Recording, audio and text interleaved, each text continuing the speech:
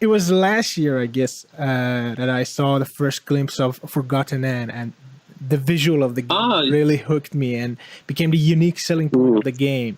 But playing the game, I realized that every aspect of that game is something extraordinary. And today I'm talking to you about the great musical achievement of this game and congratulate you on this great musical experience of in this game. thank you, Yeah, thank you. yeah. So tell me, how did you get the gig? Well, I have known the director for like 12 years. I got to know him when I was still studying composition Yeah. in Copenhagen at the Music Academy. I got in touch with some animation directors who were looking for composers for their animation films. Yeah. And some of these then later went into games. And one of them, Alfred, who did this game, Forgotten Anne, he then called me someday. It was 4 years ago. He and one other guy.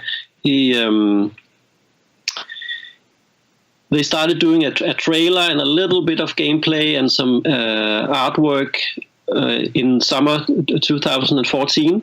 Yeah. And then they called me and asked if I could do some music for the trailer. And I did. And then, things developed from there. It's been a very long development process. Yeah, 4 years. I didn't know that. So in 4 years, you've been composing this game, right? No, not no, well, on and off, of course. There's been many steps on the way. First was the trailer, then after a while, I think like a year after that, they had a little more gameplay ready, and I composed for that, and then they used that to get more funding, and then in 2016 they started full on production. So, and from there I've been like on and off for 2 years, so more or less, yeah. So you had some previous, experience in video game composing for video games, right? Yes, but mostly for smaller games like app games and casual games. This is my first big game. Yeah. Were you afraid? No, no, because well, the thing is that for first of all, I have known this guy for many years, and I've done other things with him, and some of the things succeeded, some didn't.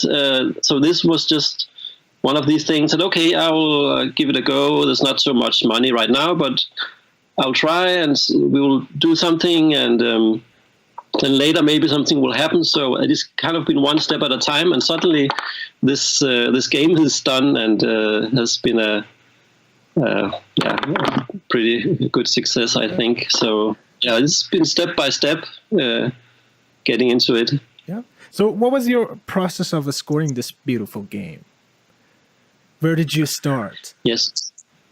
Yeah, so we started doing themes for the characters, and that started all the way back in 2014. And that's actually one of the things that has been really fascinating and interesting for me as a composer about this project, that I've been on board for so long from the very beginning, and we have had time to develop the themes for the characters, and we'd say that the music themes and the characters has developed side by side, and I got inspired by their artwork and their early drafts of the story, which has changed a lot since the beginning. There are also some characters that was in the game back then that ended up being cut out. So this has been a long developing process, and it was very interesting to be part of that. So we started with the themes, and then when there was some gameplay made, then I composed some music based on these themes, and then some time passed, and I returned to the themes and thought, okay, maybe it should be a little different, and developed. So it's been a long developing process, and all aspects of the game, the story and the sound, the music, and the artwork, of course, has influenced each other. Yeah. The problem with So it's long-term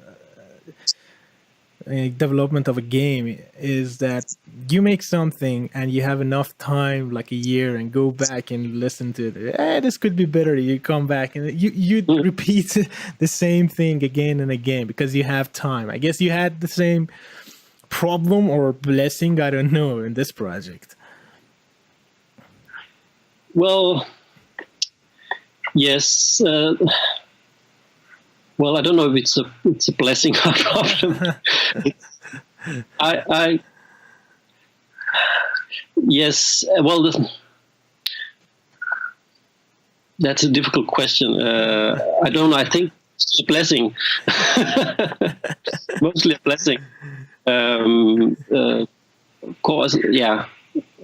It's a tricky one. Yeah. But mostly I liked it. But I would say that at the end, when we had the deadline, then I got very busy and had to finish, a lot of stuff in a short time. So it was not like I had plenty of time all the time. At the end, it got very busy. So, what was your inspiration for Forgotton Anne? Yes. Well, for the very first. In the very first trailer, there was some temp score that he put in, Alfred, and I'm not going to tell you what it was, but I was a little influenced by that, and it was a very simple, childish theme, and tried to make something similar, something very simple, something that you can easily hum.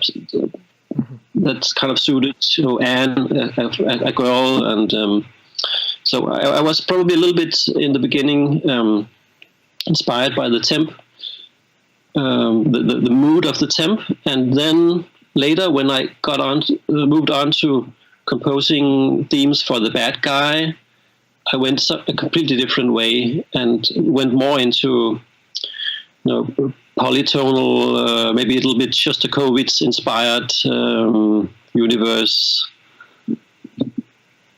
Yeah. And so a little bit of game inspiration from other games and a little bit of Shostakovich maybe, and of course also Richard Wagner, simply because this way of using themes as a leitmotif is something that he developed, and of course many film game composers has worked on since.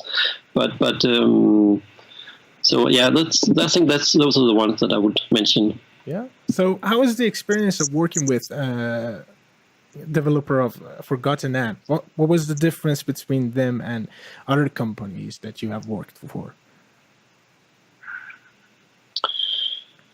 Well, I think they have had quite a special way of working. In the beginning, it was very important for them to work on like the bigger lines. So we would not dwell into details in the beginning. Yeah. In the first versions of the game,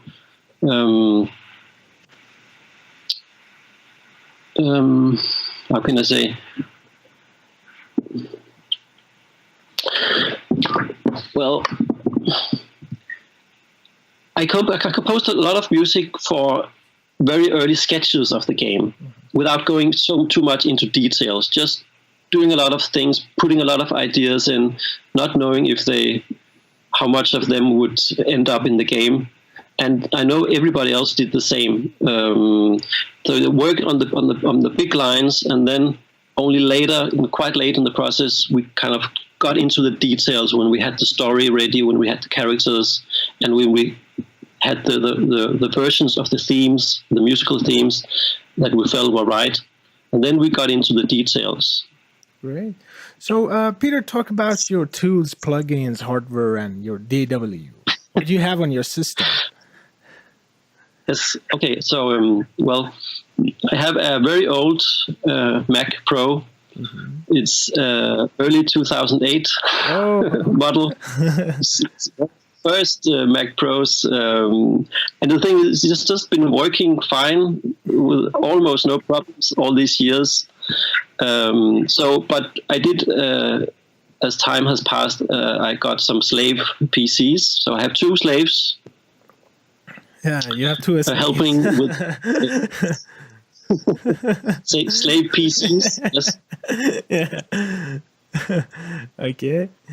And I'm using Logic. Great. And well, I have many different sample libraries, some Berlin strings and brass and Cinebrass and Cinepercussion, Cineperc, and well, many other things. Cinematic strings. What else did I use? I use a lot of Berlin strings in the demo for Forgotton Anne. What else? Well, I have a Fireface 800 sound card, and very much, Peter. It was a great pleasure to talk to you, and I really enjoyed your work, and I can't wait for your future project. Your music is very beautiful. Your music actually tied the whole experience of Forgotton Anne into one piece, and I really enjoyed that, and I really enjoyed talking to you. Thank you very much, sir. Thank you very much.